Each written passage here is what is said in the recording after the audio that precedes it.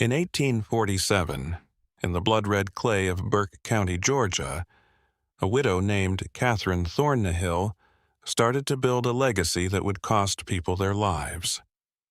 The cold that killed her husband Jonathan wasn't just in the air that February.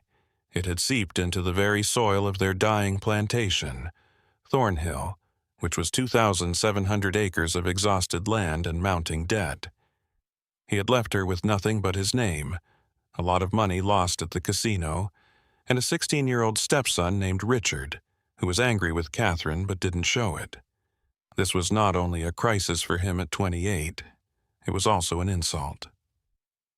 Her wealthy Augusta merchant father taught her that a woman's worth was based on the estate she owned.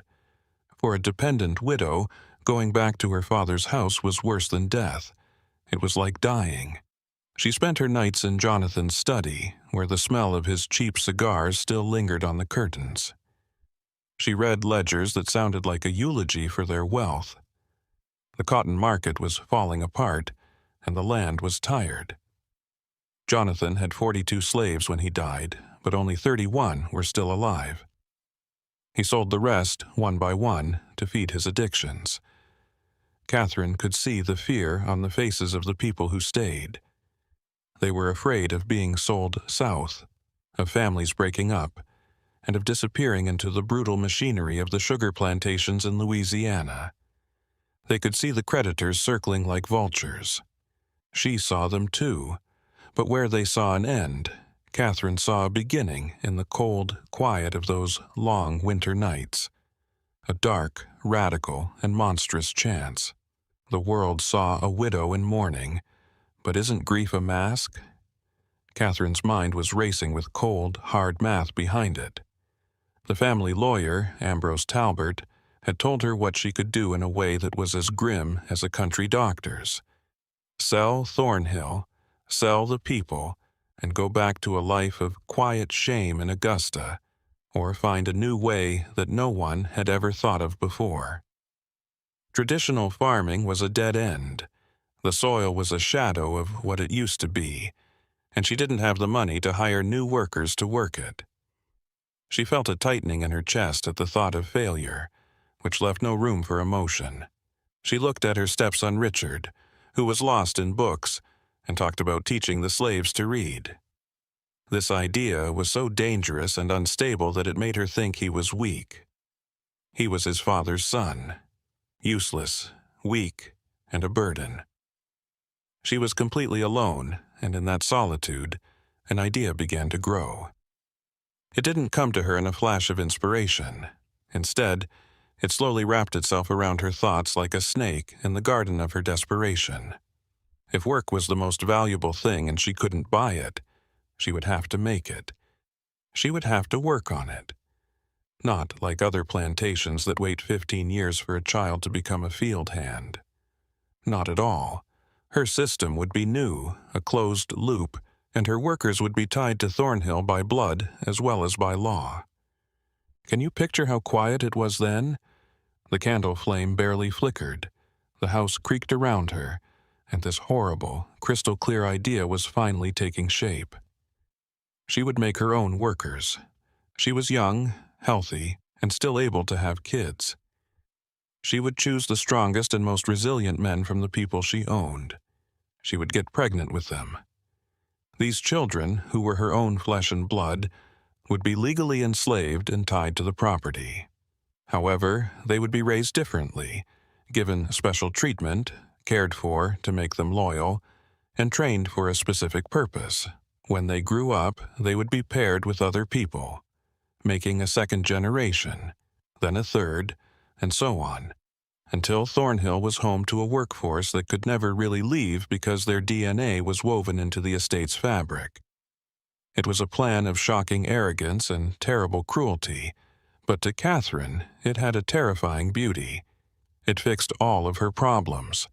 It got rid of the cost of hiring people, it built a permanent, loyal workforce, and it protected her legacy as a manager, creator, and matriarch of a dynasty built on a foundation she made herself. She pulled out a new ledger that no lawyer or creditor would ever see. She didn't call it a diary. Instead, she called it her cultivation records. She started to plan her future by using a simple code she had made up to replace human words with the cold language of farming. The men were rootstock, the women were vessels, and the children were her seedlings.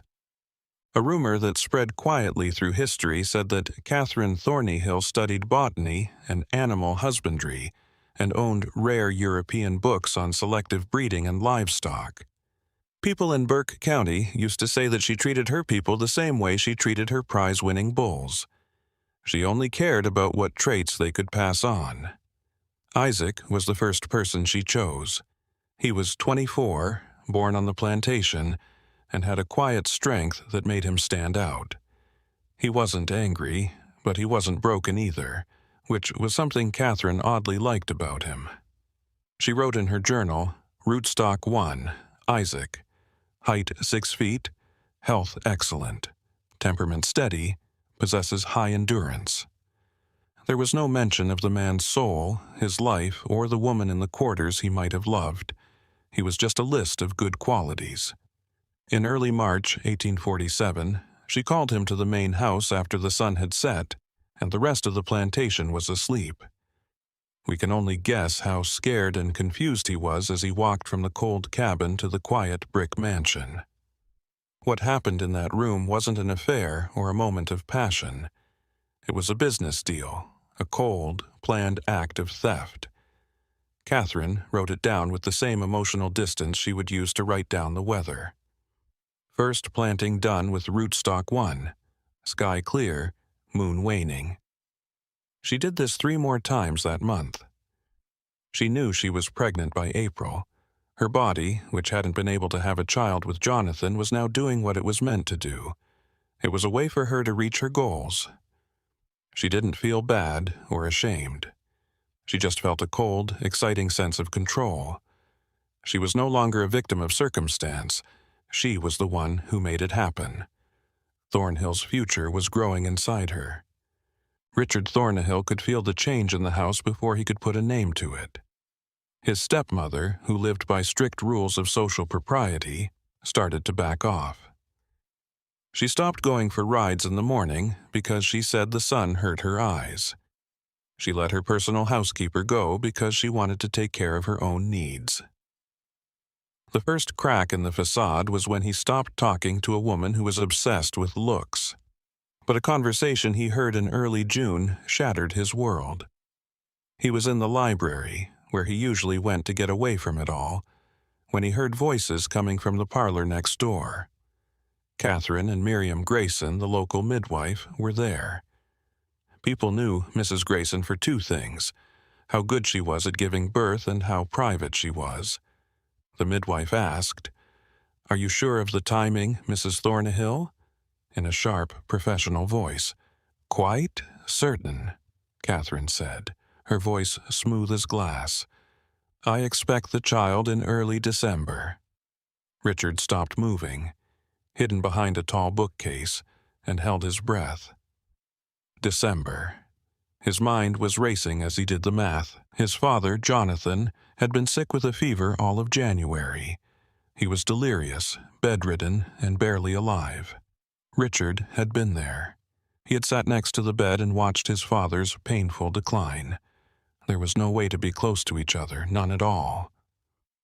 The child that Catherine was carrying was not his father's. It had been thought of in March or maybe April after his father had died. The realization hit him hard, making him feel sick and dizzy. It was a bold and terrible lie. Catherine planned to pass this child off as the real heir to Thornhill in order to keep control of the estate through a planned fraud. If the scandal ever got out, it would be a disaster. The Danforth family would not want anything to do with her. The creditors would come and take everything from the estate. But for Richard, it wasn't just the fear of losing his social status.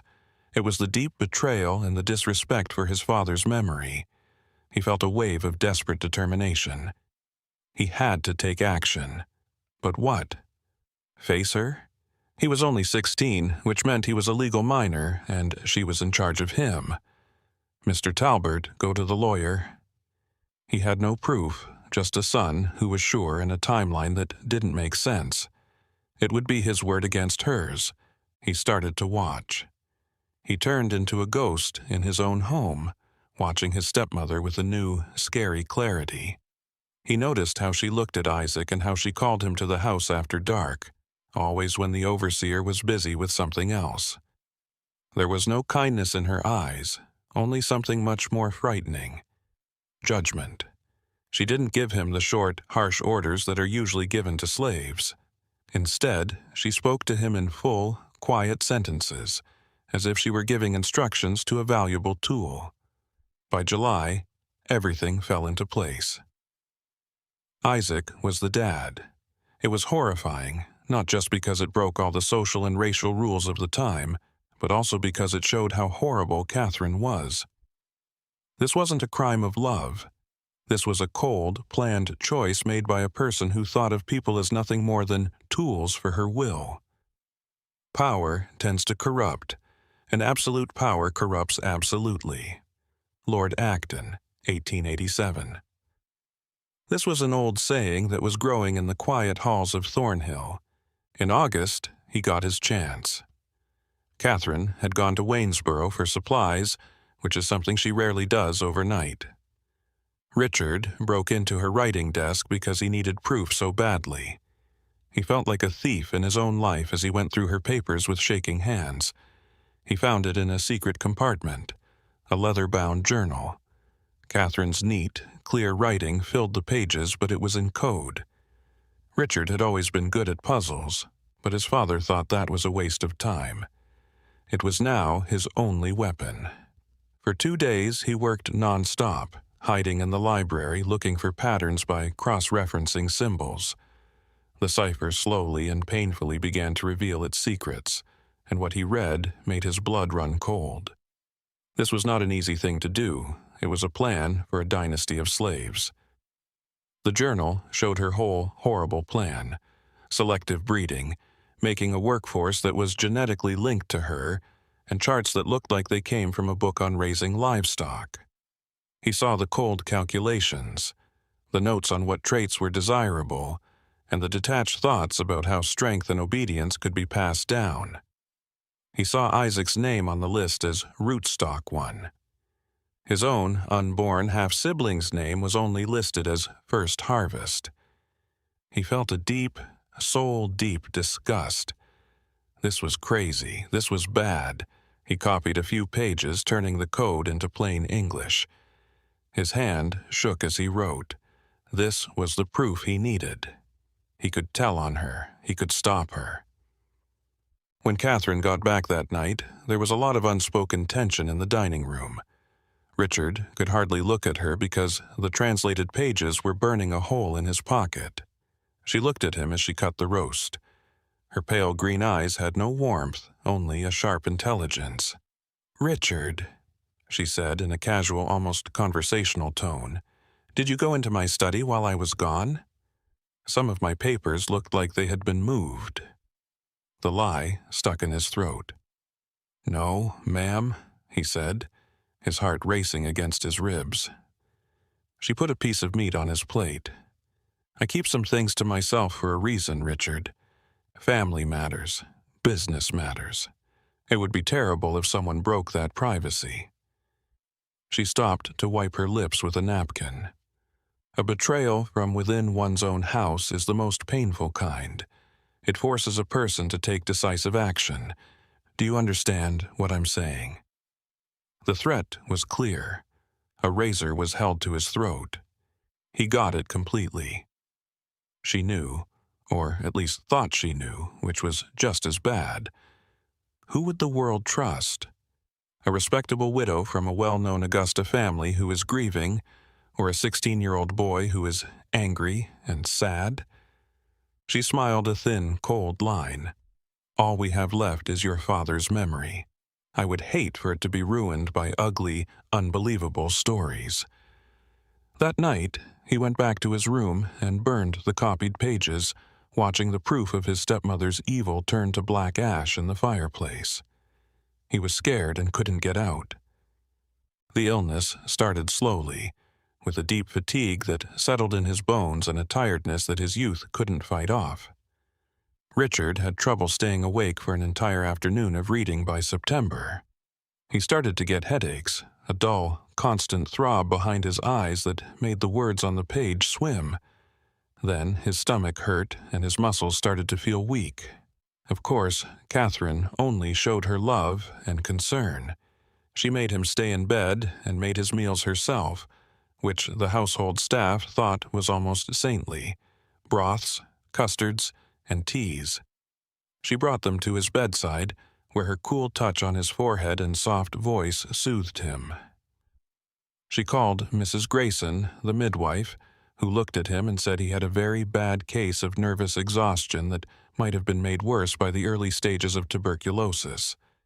She said it was a common problem for young men who were sensitive and liked to learn.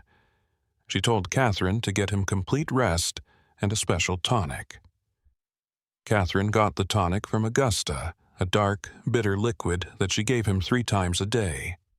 Catherine would say, "Your father's family had weak lungs," as she fluffed his pillows.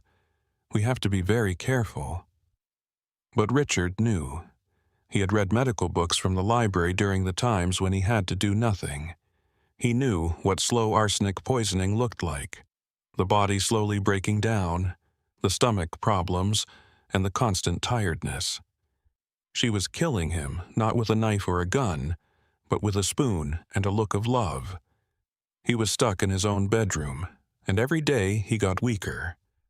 His stepmother was the undertaker, and the house he had lived in was now a tomb. He was too weak to run away and too alone to ask for help. The servants in the house were loyal to Catherine because they only saw a loving stepmother taking care of a sick boy.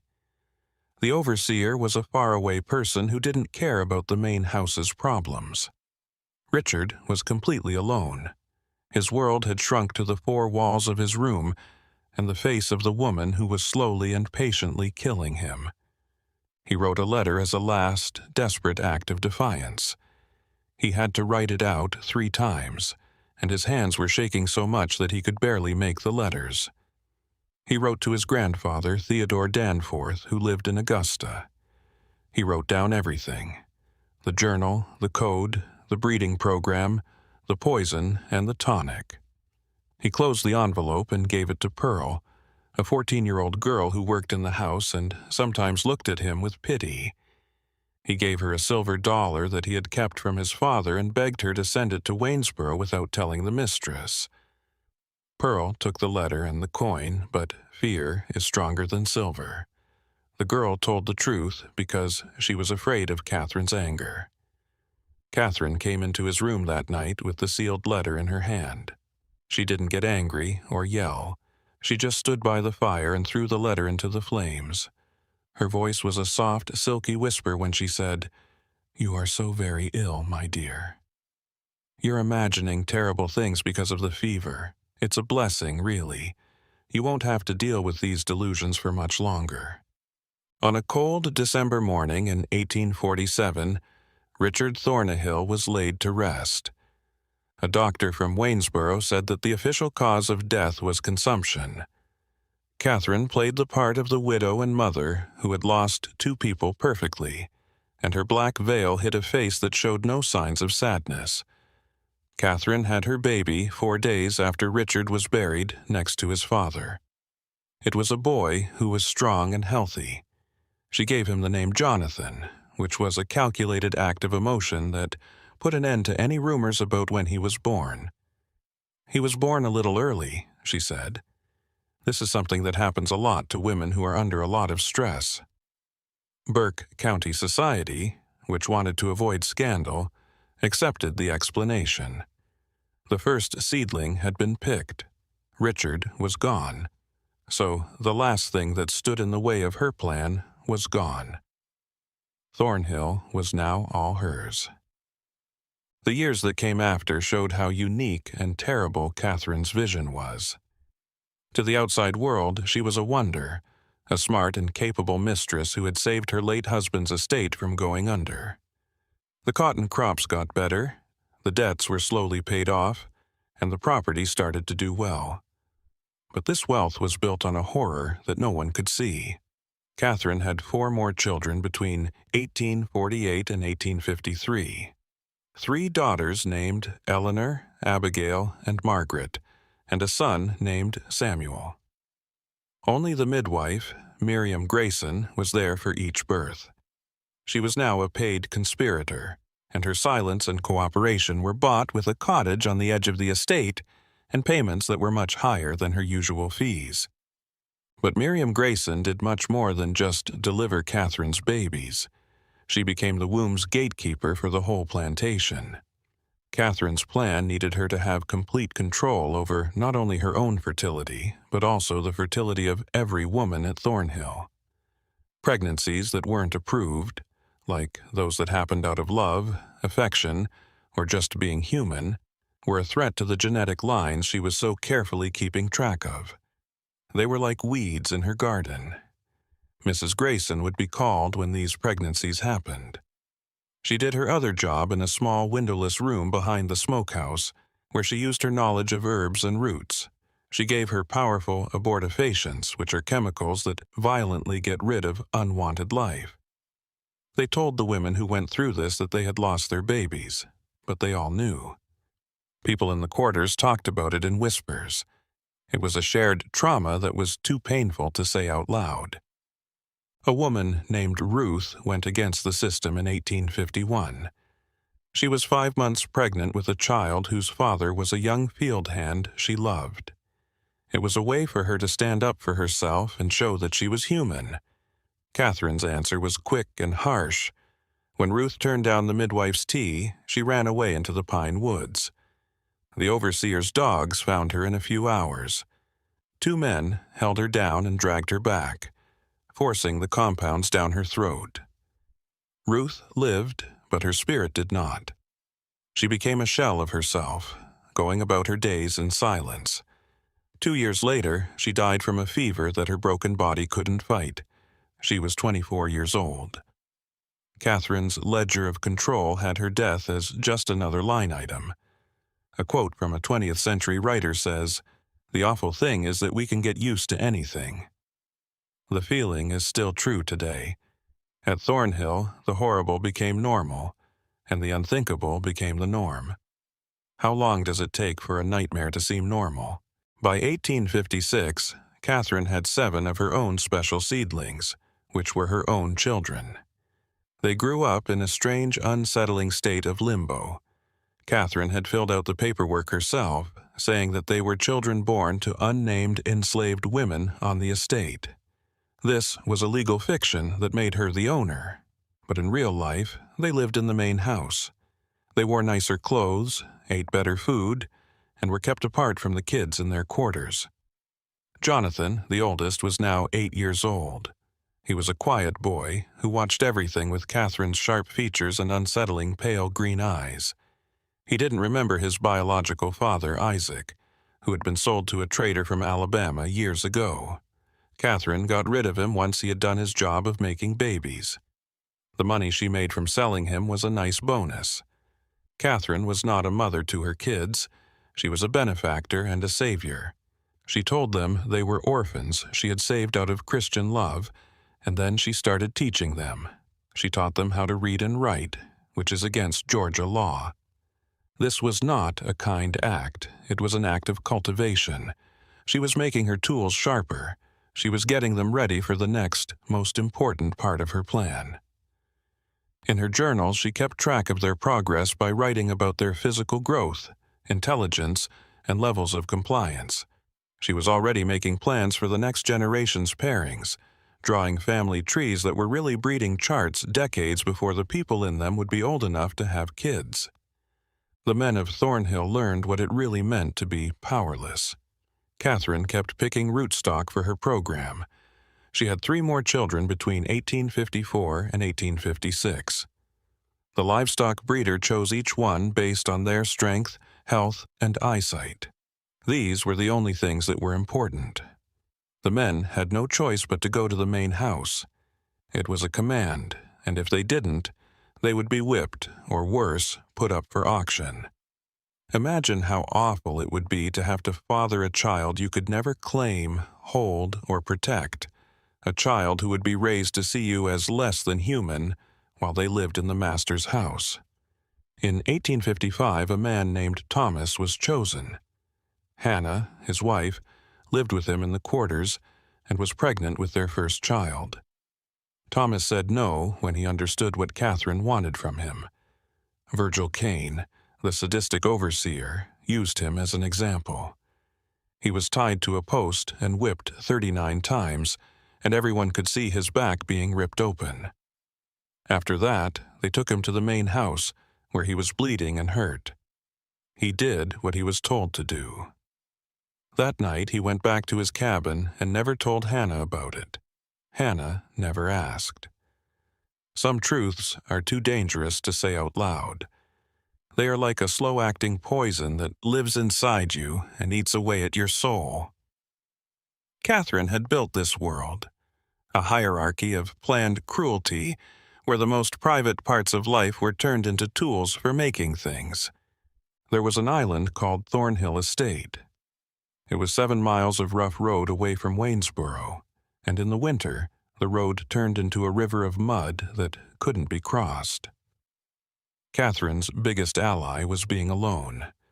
It let her work without anyone watching her, so she could build her secret kingdom. When she did interact with the outside world, which was rare, at church or at social events in town, she put on a perfect front. The virtuous widow devoted to her late husband's legacy, managing her affairs with a quiet competence that earned the respect of the men around her. No one could see the darkness that was hiding behind the whitewashed columns of her house. And really, even if they had thought about it, would they have done anything? In the 1850s, the Deep South was a place where slavery was the foundation of society. Catherine's actions were more methodical and psychologically twisted than most, but were they really that different? Plantations all over the South often forced people to pair up, separating families for profit and treating people like breeding stock. Catherine had taken the cruel, unspoken logic of slavery and made it into a science. She had taken it to its most horrible but logical end. She didn't think of herself as a monster. She thought of herself as an innovator and a pioneer. That might be the most frightening truth of all. Her craziness didn't go against the values of her society. It made them stronger. She was a product of her time, a perfect example of a system that had already taken away the humanity of millions of people.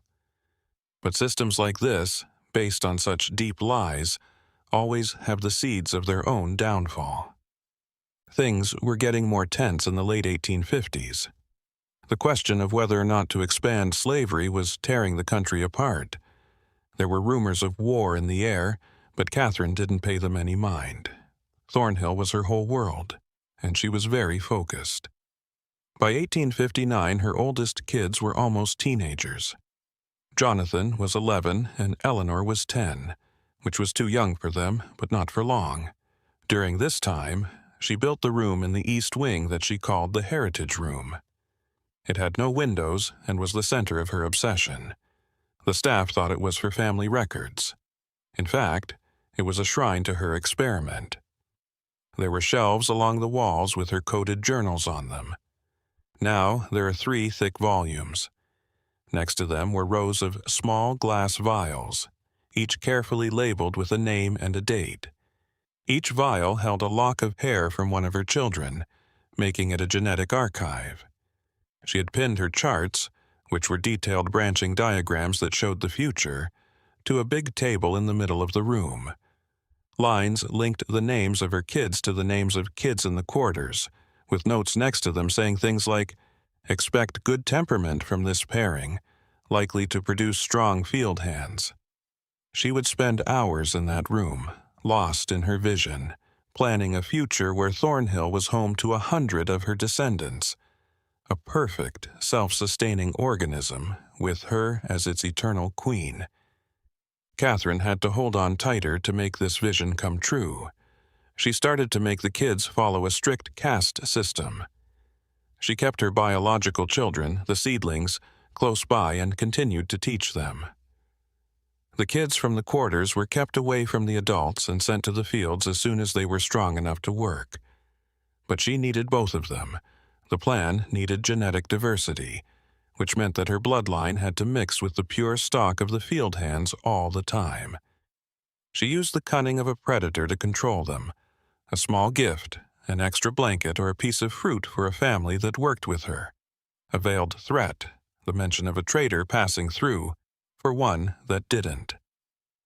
This system ruined a family in 1860. Catherine had ordered that a 14-year-old girl named Sarah from the quarters be matched with a man in his 30s. Sarah was a child and was very scared. Violet, her mother, begged Catherine for more time. Catherine's answer was cold. "You have 2 younger daughters, Violet," she said, her voice flat. "I can sell them to a rice plantation in the Carolinas to settle this matter, or Sarah can do her duty." There was no choice. The man had to take Sarah. She had a daughter 9 months later, but she died 2 days later from a hemorrhage. She was 15 years old. 2 years later, Violet's mother walked into the Savannah River and never came back. She was haunted by a grief she couldn't put into words. Catherine saw their deaths as operational losses, unfortunate but necessary changes to her grand plan. Finally, the world outside Thornhill broke. 1860. Abraham Lincoln won the election to be president. In January 1861, South Carolina left the Union. Georgia joined next, and the Confederate States of America was born. In April, the cannons firing on Fort Sumter signaled the start of a war that would tear the country apart. At first, it sounded like thunder far away. The young white men from Burke County marched away, full of confidence, and said they would be home by Christmas. But the war didn't end by the time Christmas came. It went on like a meat grinder, taking lives and resources without stopping in 1862 and 1863. Catherine's safe world started to be affected by the war in ways she hadn't expected. Virgil Kane, her cruel boss, signed up and died at Shiloh. It was hard to find someone to take his place. She could only find Silas Kendrick, who was old and weak and didn't have Kane's brutal efficiency. Rumors of Union victories and whispers of an emancipation proclamation began to spread through the quarters, carried by the invisible telegraph of the enslaved. Hope, a weak and dangerous thing, started to grow in the hearts of the people at Thornhill. Catherine could feel this change in the air, and it scared her. She sped up her timeline in response. She couldn't wait any longer. It was time for the next step to begin, before the world changed forever.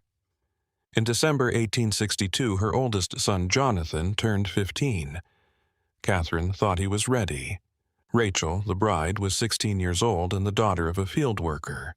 They chose her because she was healthy, strong, and willing to do what they asked. Jonathan, Catherine's firstborn son, was the groom. He had been raised in a gilded cage and taught that his mother was his savior, and that the people in the quarters were a different kind of being. He didn't know that Catherine was his mother. He didn't know that Isaac was his dad. Everything he thought was real was a carefully planned lie. Catherine did the ceremony herself in the main house's parlor in February 1863. It was a horrible mockery of a wedding. There was no love, no choice, and no happiness. It was the official start of the second generation of her breeding program. Jonathan, who had been fully brainwashed, accepted his role without question. He was doing what he had to do for the estate and for the people who had helped him. Rachel didn't say anything. Her eyes were empty, and her spirit was broken. The union was finished. People thought there would be a new life. Catherine wrote in her journal, "First pairing of second-generation stock completed. J and R expect harvest within the year." But this time, things were different. The people in the quarters were looking. They saw what was going on. They saw Catherine start to match her special kids with their own kids. This was more than just the cruelty they were used to. It was something new, something that felt like a final unbearable violation. And a quiet, cold, desperate rage began to build in the slave quarters, waiting for its time to shine. Picture the wedding. The parlor was dusty and full of old furniture. Jonathan was wearing a nice but ill-fitting suit, and his face was a mask of confusion and duty. Rachel was wearing a simple cotton dress. Her hands were shaking, and her eyes were fixed on the floor. Catherine was in charge of everything, and her face was calm, like a priestess at a sacrifice. The only sound is the ticking of a grandfather clock, which marks the seconds of a life being taken. The news from the war got worse. Vicksburg fell. The Battle of Gettysburg was a disaster. The Confederacy was losing a lot of money, and the shortages were getting worse.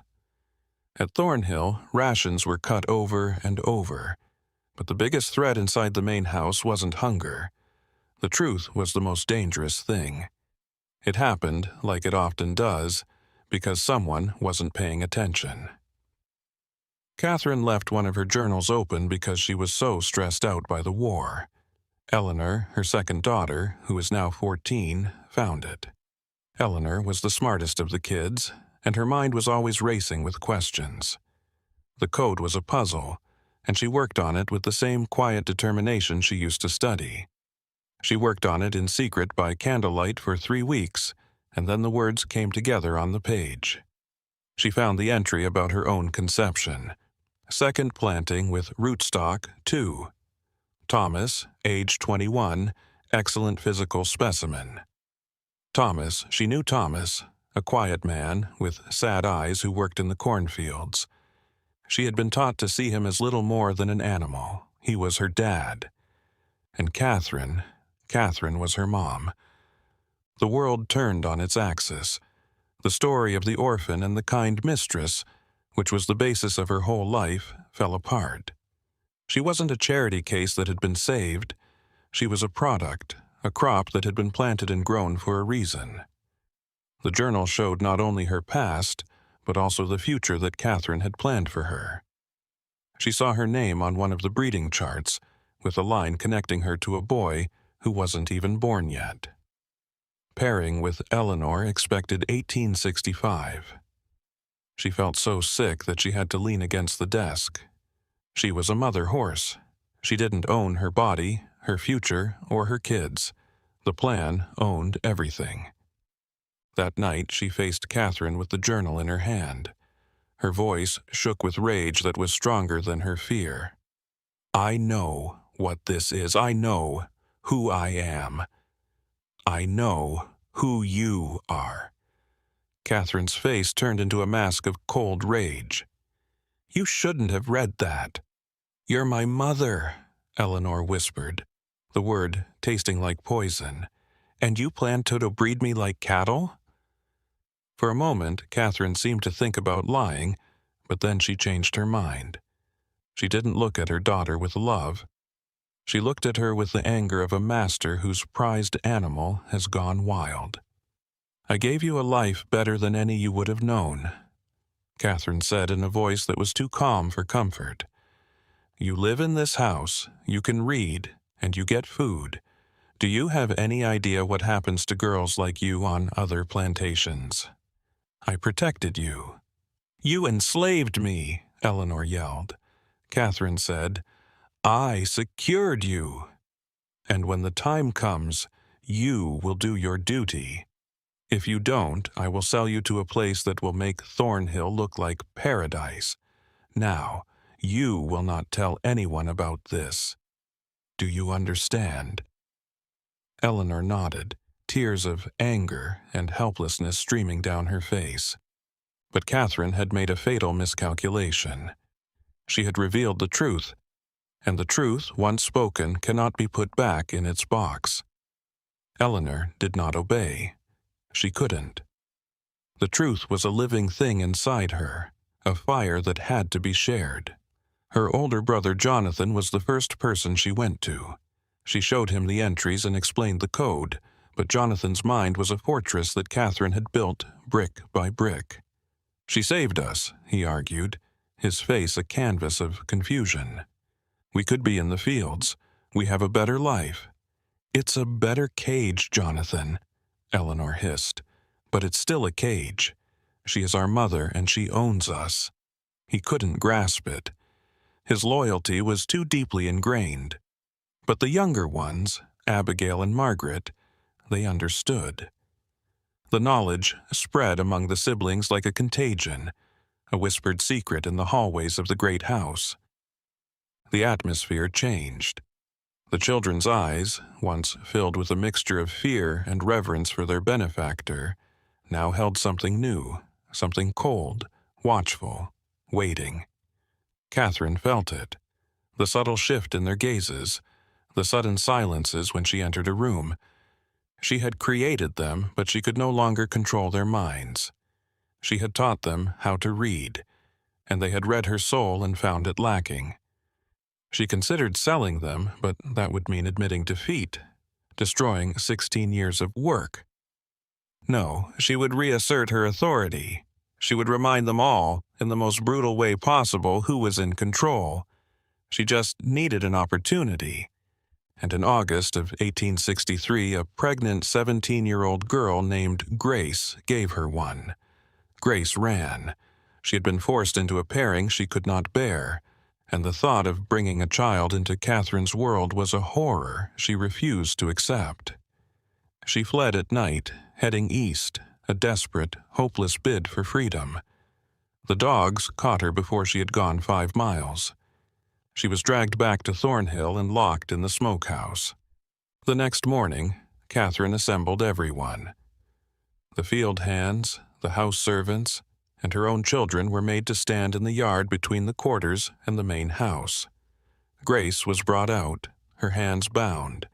Catherine stood on the porch, her voice ringing out in the humid morning air. This woman betrayed her duty. She sought to abandon the family we have built here. This is the price of such disloyalty. The elderly overseer, Kendrick, was ordered to administer the punishment. He whipped him with a heavy heart, the leather strap cutting through the air. But the blows didn't really mean anything. Catherine told her own kids to stand in the front row and watch. She wanted them to look. She wanted them to smell the blood and the fear. She wanted them to know that this was the other choice instead of following the rules. This is what happened to people who went against her.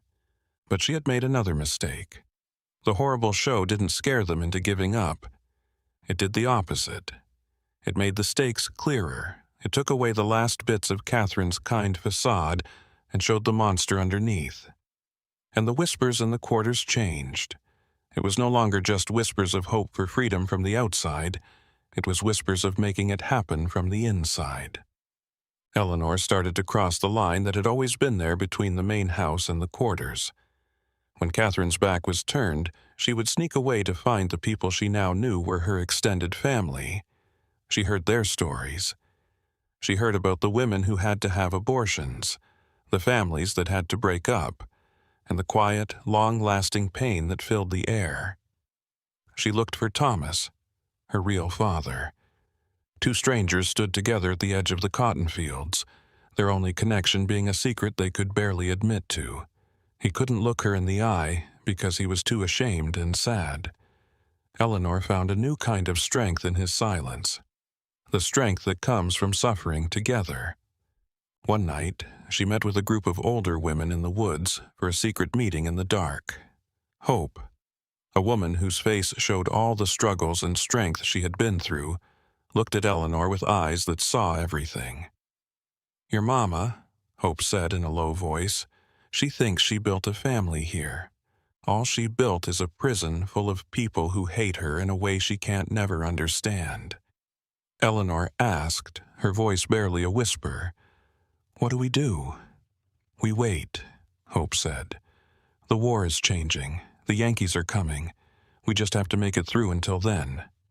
"What if we don't wait?" Eleanor said, surprising even herself. What if we make it end? The question hung in the air at night, making it feel electric and dangerous. In the dark, a twig broke. They ran away, disappearing into the shadows, but the idea had been said. It was real now, and it wasn't going to go away. You shouldn't know this history. There was a reason it was buried. These kinds of stories go against the simple, clear story we're taught. They show us that monsters aren't always faraway people in a book. They are sometimes mothers. At times they are innovators. And sometimes the lines between victim, survivor, and avenger get so blurry that you can't tell who is who. The stress at Thornhill was getting too much to handle. Catherine knew that something was wrong. She could feel the anger building up in the quarters and the defiant silence of her own kids. She was losing it.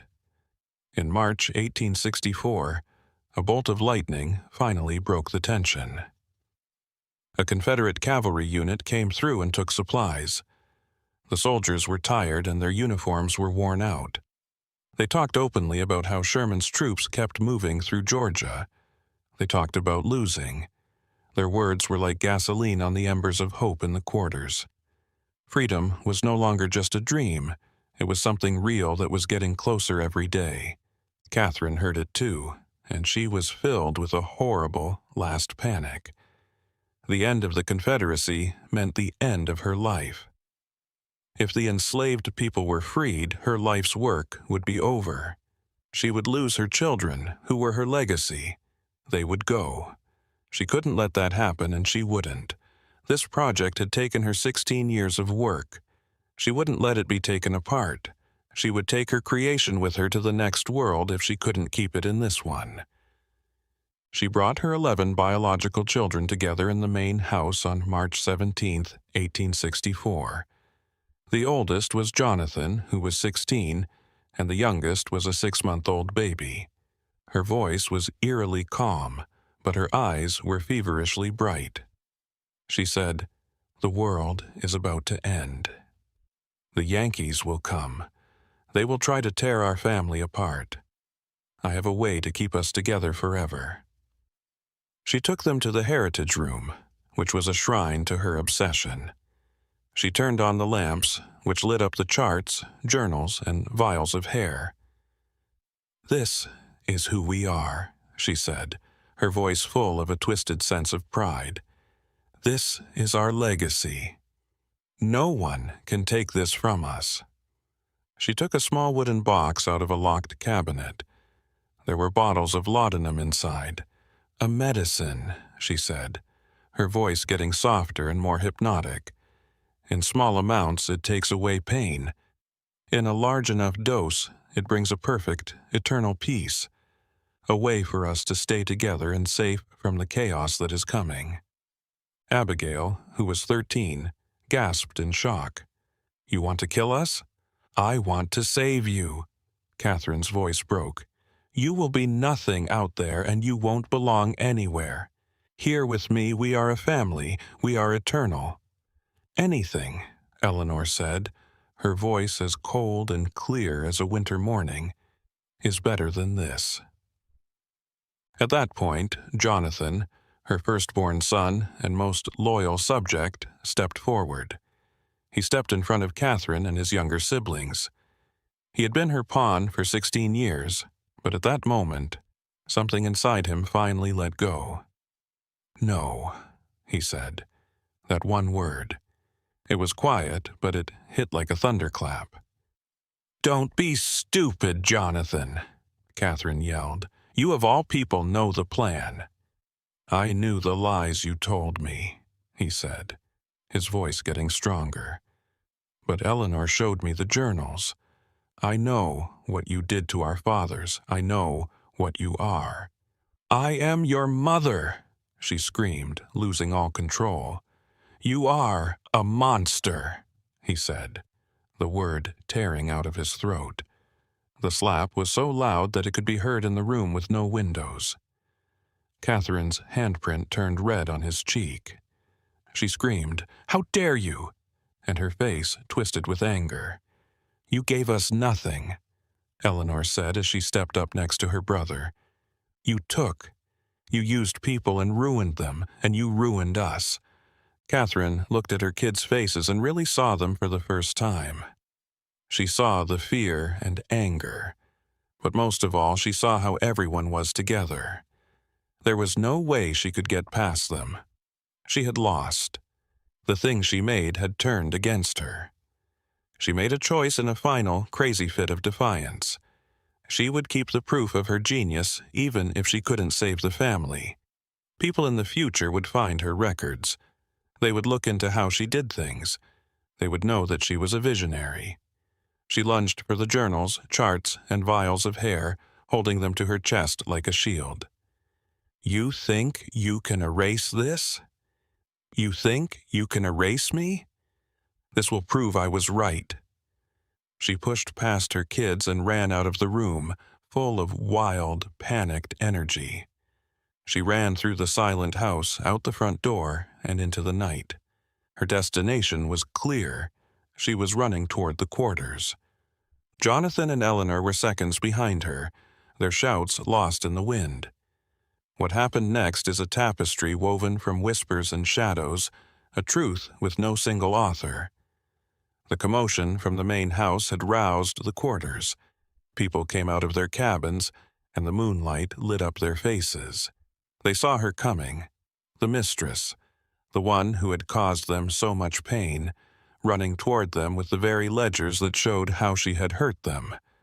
And at that moment, everyone made a decision together, not with words, but with an unspoken understanding that had been built up over 16 years of oppression. It was time to stop waiting. It was time for justice. Catherine Thornhill ran into the dark slave quarters and was lost in it. Nobody ever saw her again. It was over when Jonathan and Eleanor got to the clearing. There was a lot of noise, people moving in the dark, and the smell of something burning. But their mother was gone. The pages of her journals were all over the ground, trampled and torn. The vials of hair broke into shiny pieces on the hard-packed ground. "Where is she?" Jonathan yelled, grabbing Hope's arm. Hope looked at the boy, but her face was blank. "She's gone," she said in a flat voice. "That's all you need to know." Eleanor whispered, her voice shaking. "What did you do?" Hope looked into her eyes. She said simply, what she had coming to her. Then she looked at Jonathan and Eleanor, and her gaze became hard. "You have a choice now. You can make a big deal about your mom and get the police involved, or you can realize that justice was done here tonight and let it go." Jonathan's face was full of conflict as he looked at his sister. He was her son, but he was also their victim. Eleanor nodded slowly and carefully, her face pale in the moonlight. "Leave it alone," she said. The secret was sealed with those 3 words. The next morning, the old overseer said that Mrs. Thornhill was missing. The sheriff from Waynesboro did a half-hearted investigation and decided that she probably ran away from the Union Army that was coming. It was a simple explanation that no one questioned, and the 43 people who knew the truth at Thornhill Estate made a silent, unbreakable promise. They didn't say anything. They became a living vault that held the secret of what happened on March 17, 1864. The fighting was over. Freedom didn't come like a beautiful sunrise. It came like a slow, confusing dawn. The world was upside down. Freedom was a complicated reality for the people of Thornhill Estate. Most of them left as soon as they could, going in different directions to look for lost family, or just to get away from the ghosts of their past. A few stayed. Thomas, Eleanor's father, stayed, and for the first time he could see his daughter and know she was his. They never talked about Catherine because some wounds are too deep for words. Eleanor stayed for 2 years, learning how to live in the strange new world of freedom. She moved to Savannah, got married, and worked as a seamstress. She decided not to have kids of her own, which was a silent sign of the terrible things she had seen. Jonathan tried to run the plantation, but the land was cursed, and the soil and memories were just as bad. He left it behind in 1869 and drifted west. Years later, he died in Texas, a haunted man who spent his last days writing the same 3 words over and over in a small notebook: "I did not choose." The estate itself fell apart. In 1871, a fire of unknown origin destroyed the big house. The land was finally taken for unpaid taxes and sold to a company that made wood. The things that proved Catherine's kingdom was real were being erased. But the land keeps its secrets. In 1871, a crew drilling for water on a nearby property broke into an old brick-lined cistern that used to be on Thornhill land. They found a skeleton 30 feet down, where it had been kept safe in the cool, dry dark. The body was that of a woman in her late 30s or early 40s. There were still bits of a nice dress from the 1860s stuck to the bones. A rusty locket hung around the neck. There were 2 small portraits inside, safe from the weather. One was of a handsome man and the other was of a young boy with light green eyes. The county coroner said that the death was a homicide caused by blunt force trauma to the head. They buried the body in a grave for poor people that didn't have a name. The official record called the remains unknown female, but the black community in Burke County knew who they were. They were sure it was Catherine. People had told the story as a whispered legend, a warning about a woman who tried to play God and was killed by the people she tried to control. It was their secret history, a story of justice done in the dark that would never be written down, but that didn't make it any less true. For decades, though, that's where the story ended, in whispers and an unmarked grave. But like water, truth always finds a way to come out. In 1923, a historian found a pile of old letters in the Waynesboro courthouse that had been forgotten. Samuel Reynolds, a Union captain, wrote one in 1865. After the war, Reynolds was one of the first federal officers to come to the area. He wrote to his brother, "We have uncovered a most grotesque situation at a plantation called Thornhill. The late mistress, a Mrs. Catherine Thornhill, appears to have conducted a systematic breeding program upon her people for nearly 2 decades, using her own offspring as the foundation for a new generation of slaves. The details are frankly too vile to commit to paper." The letter continued. The mistress herself disappeared under mysterious circumstances in the spring of '64. The freedmen here will not speak of it directly, but their meaning is clear. A form of justice was enacted. I have chosen not to pursue the matter. Some sins are so great that the retribution they inspire falls outside the bounds of our conventional law. His report was buried. The official story was still going strong, but the letter was a break in the silence and proof of the rumors. It showed that Thornhill was really scary, and it left one last scary question. The official report from the Union soldiers, which was the first thing that made this story public, said that there were 23 children. When the soldiers got there, they found 23 kids locked in the basement. All of them had the same unusual features: high cheekbones, auburn hair, and those pale, unforgettable green eyes. This is what Catherine left behind.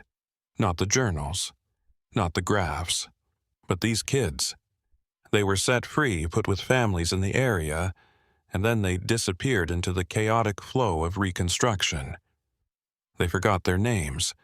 Their pasts became part of new lives. But they survived. They got older. And it's very likely that a lot of them had kids of their own. And those kids had kids too. This means that there are people on this earth right now who have Catherine Thornhill's blood in their veins. They are her children. They wouldn't know. And they wouldn't know that they are the last living thing left over from a secret experiment in rural Georgia.